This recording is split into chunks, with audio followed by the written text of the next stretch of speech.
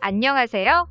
빌딩을 잘 모르시는 분들에게 진짜 정보를 전해드려 최고의 선택을 하도록 도와드리는 빌딩의 여왕입니다.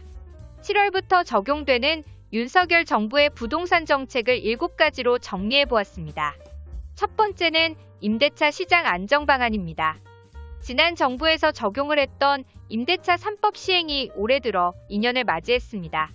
올해 8월부터는 4년치 보증금과 월세가 한 번에 올라 전월세 시장에 혼란이 올 것을 고려해서 임차인 부담을 경감하기 위한 방안을 제시했습니다. 이 개정안은 소득세법 시행령 개정 상생임대인 제도의 최소 시행일 이후 임대하는 분부터 적용이 됩니다. 이 개정안에 따라 조정 대상 지역에 1세대 1주택을 보유한 분이 거주하지 않고 전세를 줬다면 다른 지역에 전월세를 살고 있는 임대인도 양도세 비과세를 받게 됩니다. 두 번째는 월세 세액공제 및 전세대출 상향입니다. 갱신 만료가 다가오는 임차인을 대상으로 전세대출 지원을 강화하기로 했습니다. 향후 1년간 갱신 계약이 만료가 되는 임차인을 대상으로도 버팀목 전세대출의 보증금과 대출 한도를 확대할 예정입니다.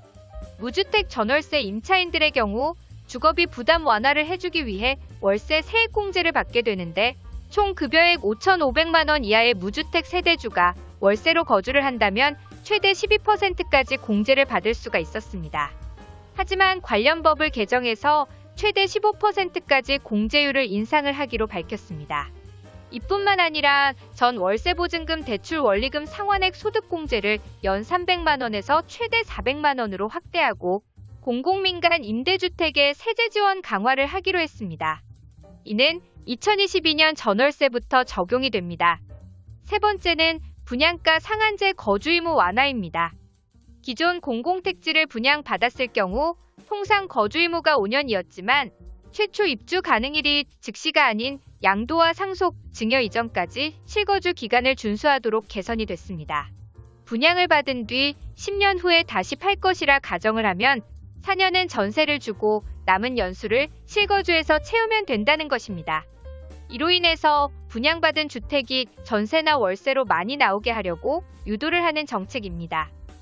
청년 신혼부부를 대상으로 매입 임대주택의 경우 현재 임대료 50% 수준으로 보증부 월세 형태로만 공급되고 있습니다. 이를 입주자가 원할 경우 임대료의 최대 80%를 보증금으로 납부해서 월 임대료를 최소화할 수 있도록 할 예정입니다. 시가 9억을 초과하는 고가 1주택 보유자는 전세대출 보증 이용 제한에 걸리게 되는데 전세대출을 받은 후 시세 상승으로 고가주택 보유자로 전환된다 할지라도 퇴거 시 전세대출 보증 연장을 허용키로 했습니다. 네 번째는 종합부동산세 완화입니다.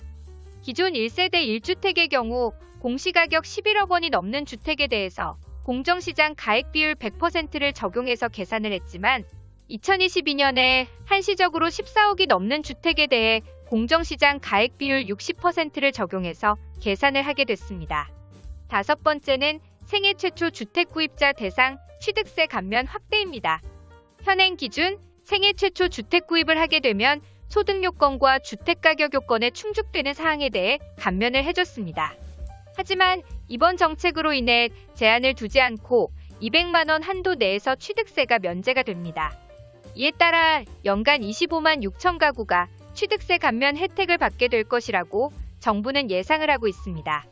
또 청년 신혼부부 대상 40년 보금자리론 체증식 상환 도입과 전세대출 보증금 한도도 확대가 됐습니다.